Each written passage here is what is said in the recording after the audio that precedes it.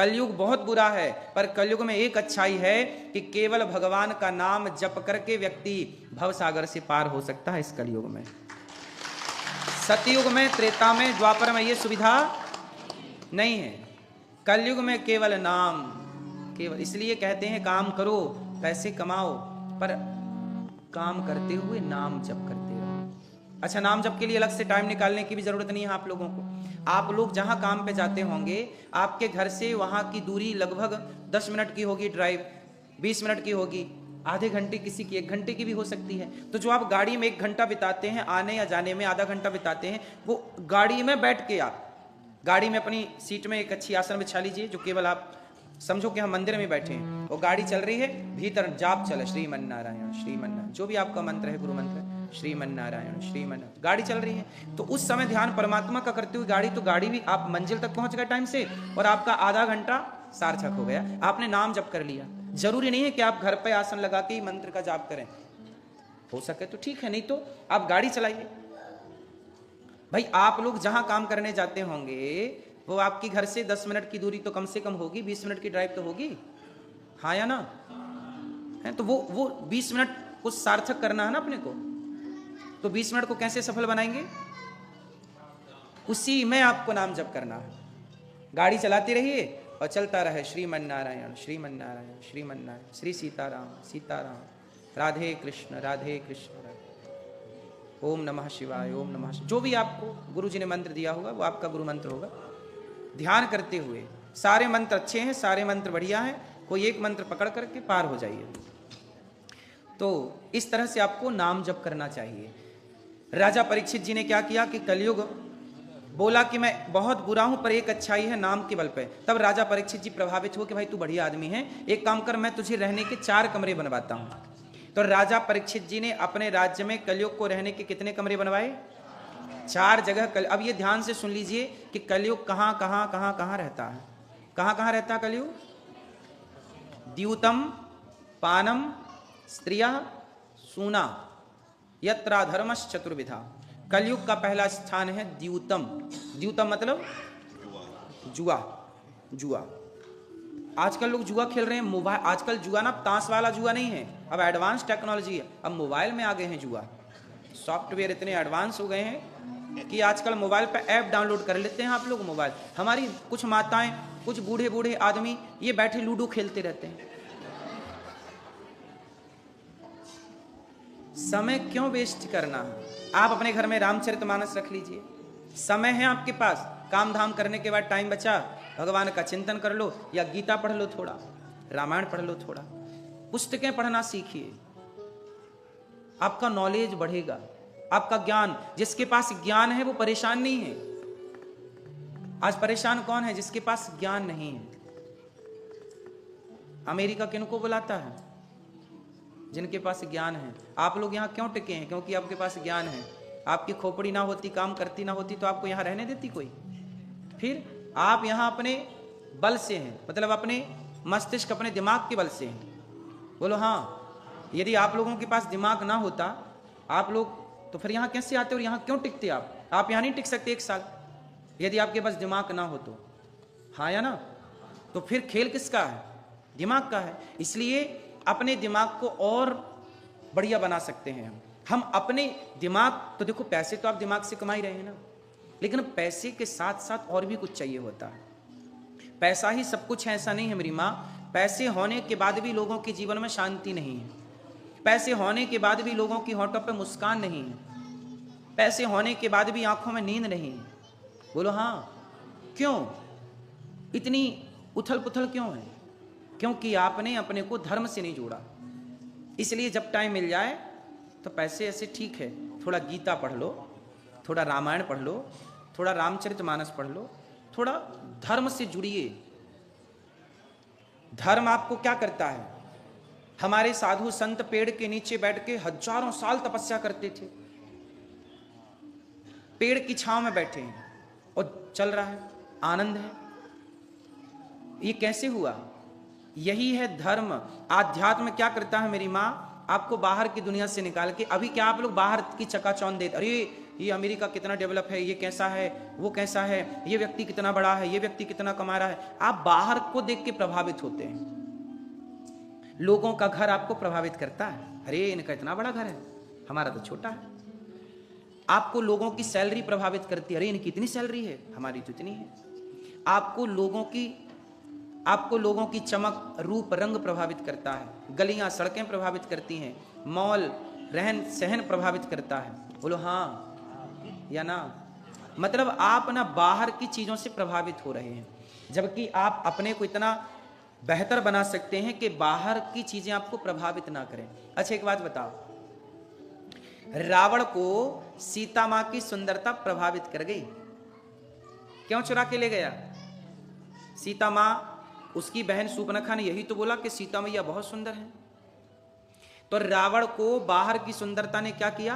प्रभावित कर लिया, और रावण प्रभावित हुआ और अपना नाश कर लिया। जबकि राम के सामने भी रावण की बहन बन ठन के आई थी, सूर्पनखा, बड़ी सुंदर। क्या सूर्पनखा की सुंदरता राम को प्रभावित कर पाई? सब लोग थोड़ा ध्यान दीजिएगा। पीले भैया शांत रहेंगे, चुप रहेंगे। मैया आवाज आ रही है ना पीछे? मेरी माँ आ रही है? मैया चला लो मोबाइल।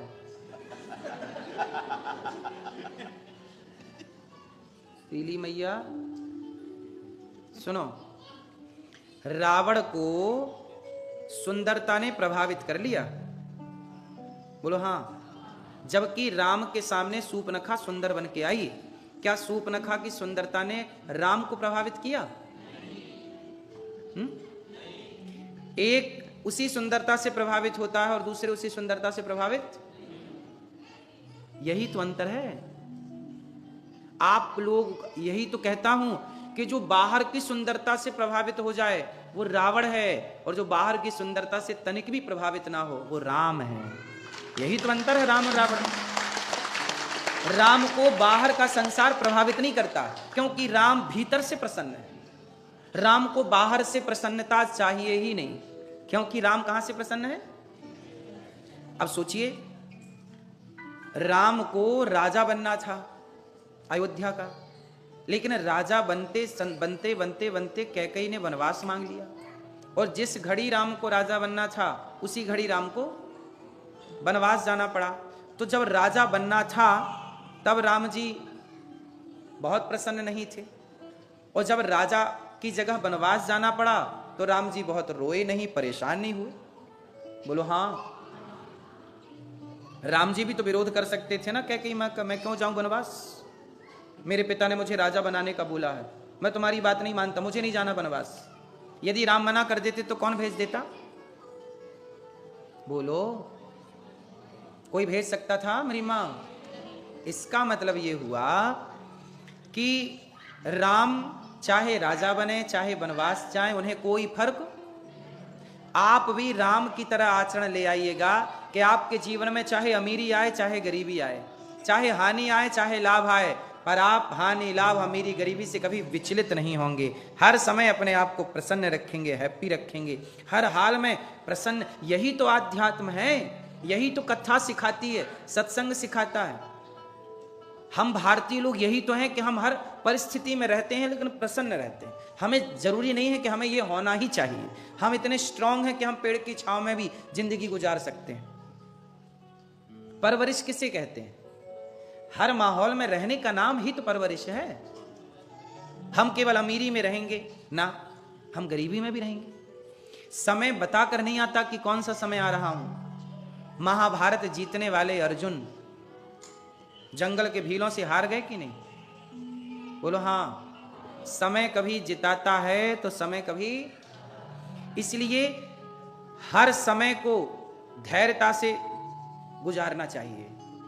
आज आप जीत गए, नेता लोग चुनाव जीत जाते हैं और कभी वही नेता लोग हार जाते हैं, तो जीतने की ज्यादा खुशी ना होनी चाहिए, क्योंकि इस जीत के बाद हार सुनिश्चित है। कब तक जीतोगे ये तो बताओ। कल राजा कोई और था, कल होगा कोई और। किसी एक के शीश पर सदा रहे ना मोर। कब तक सदा ना रहा है, सदा ना रहेगा, जमाना किसी का, नहीं चाहिए दिल दुखाना किसी का। इसलिए सदा के लिए कुछ नहीं होता।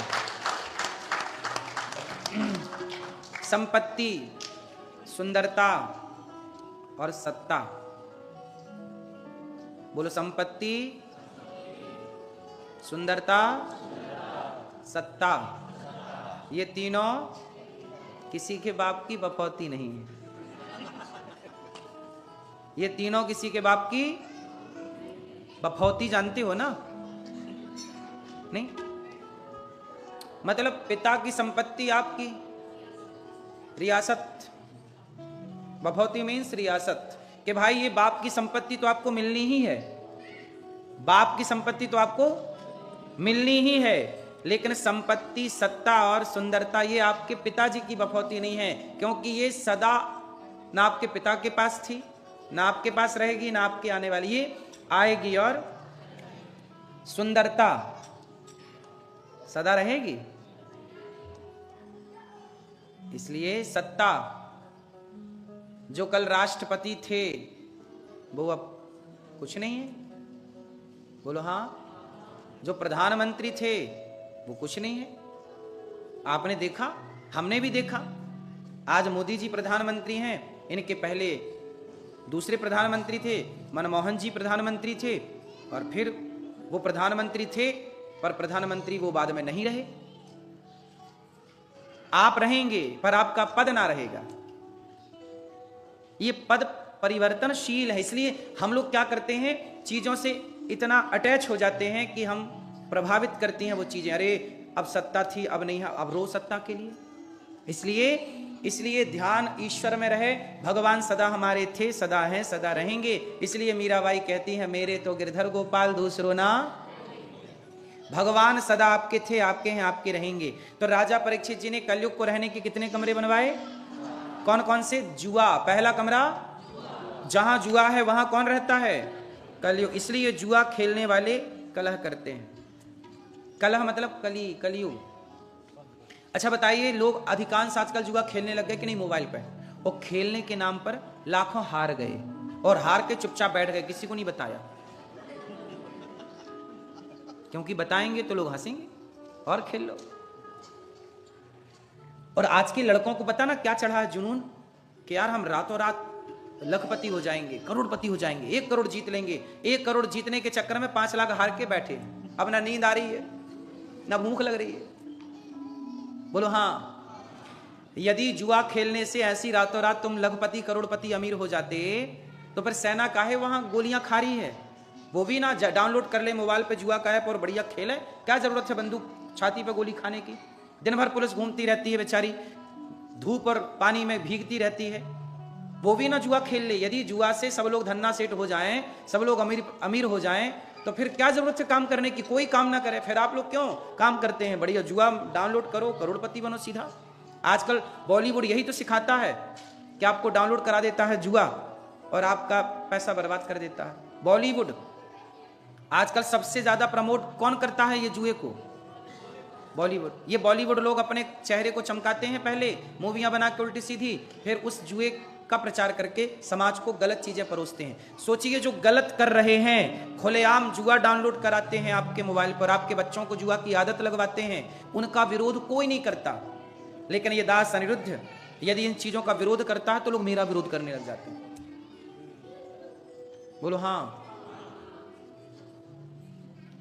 तो इन सब चीजों को ध्यान रखना चाहिए। कलयुग का पहला स्थान है जुआ, द्यूतम। दूसरा स्थान है पानम। दूसरा ठिकाना क्या है मेरी मां? पानम बोले तो शराब। जहां शराब, कलयुग कहां रहता है? जुआ में रहता है और शराब में रहता है। जहां शराब वहां कलयुग। द्यूतम पानम। इसलिए शराब पीना, आप लोग शराब पीते हैं कि नहीं? नहीं? शराब पीना सही है कि गलत है? कुछ लोग कहते हैं जी शराब तो सब लोग पीते हैं। यदि शराब पीना सही है, यदि कोई शराब पीने को सही ठहराता है, तो आप उससे बस एक छोटा सा सवाल कर लीजिएगा। यदि शराब पीना सही है तो प्लेन उड़ाने वाले पायलट को क्यों नहीं शराब पिलाई जाती? पायलट को यदि शराब 2 दिन पहले भी पिया होगा तो उसे प्लेन उड़ाने की इजाजत। यदि शराब सही है तो फिर प्लेन उड़ाने वाले को क्यों नहीं शराब पिलाई जाती? फिर आजकल शराब पी के आप ड्राइव नहीं कर सकते, भारत में ऐसा है, यहां है कि नहीं है? शराब पी के आप ड्राइव, यदि शराब सही है तो फिर ड्राइव क्यों नहीं करते आप शराब पी के? यदि लीगली सही होती तो सरकार क्यों मना करती? खूब पियो। इसका मतलब शराब गलत है। और कुछ लोग क्या करते हैं, शराब को सही ठहराते, नहीं महाराज जी शराब तो पानी है, शराब तो पीते हैं लोग, सारे लोग पी रहे हैं और आप शराब का विरोध कर रहे हैं। भाई शास्त्र कह रहे हैं कि गलत है, शास्त्र कह रहे हैं तब ना गवर्नमेंट नियम बनाई है कि नहीं जी आपको नहीं चलाना गाड़ी। क्यों मेरी माँ? इसका मतलब शास्त्र जो कह रहे थे वो आपके हित में कह रहे थे कि शराब पी के गाड़ी चलाओगे, नशे में रहोगे, कहीं भी गाड़ी ठोक दोगे, मर जाओगे, परिवार की जान जा सकती है। सैकड़ों लोग फ्लाइट में सवार होते हैं, वहां पे यदि चलाने वाला यदि शराब पी के चलाया और जला, एक गलती ऊपर तो एक गलती बर्दाश्त नहीं ना साहब, एक गलती यदि प्लेन का चलाने वाला जो है पायलट एक गलती करता है तो सैकड़ों लोगों की जिंदगी खत्म, एक झटके में, 1 मिनट भी नहीं लगता। बोलो हाँ। फिर इसका मतलब है कि हमारे शास्त्रों ने आपके हित के लिए शराब को रोका, हाँ या ना? मैया बच्चे ना रुलाओ मेरी माँ। हाँ, बोलिए भक्त वत्सल भगवान की जय जय श्री राधे। सांवरे से मिलने का सत्संग ही बहाना है, सांवरे से मिलने का सत्संग ही बहाना। चलो सत्संग में चलें, हाँ जी चलो सत्संग में चलें, हमें हरि गुण गाना है, सांवरे से मिलने का।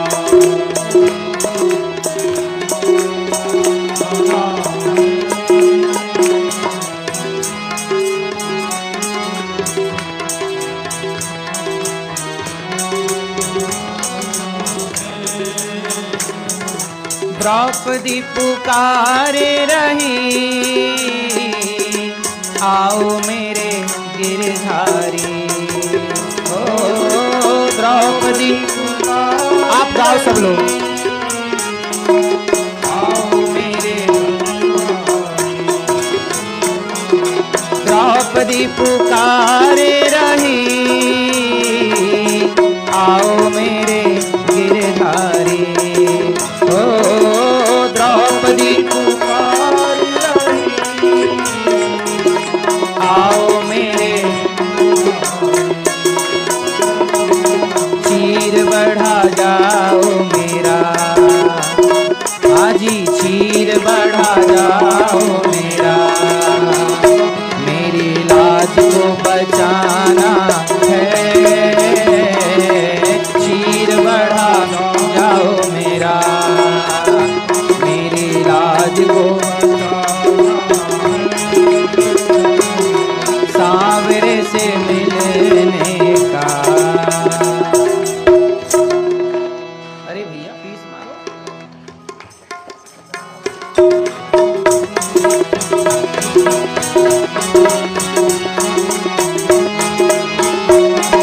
शबरी पुकारे रही, आओ मेरे रघुराई। ओ शबरी पुकार रही, आओ मेरे रघुराई।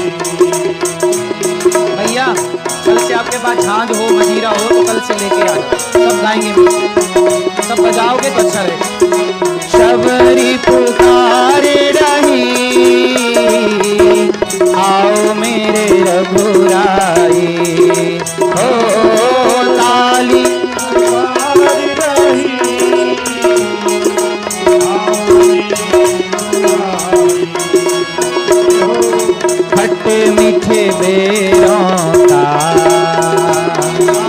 खट्टे मीठे बेरों का तुम्हें भोग लगाना है,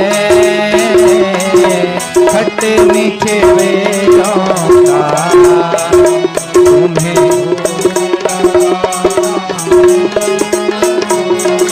सांवरे से मिलने का। और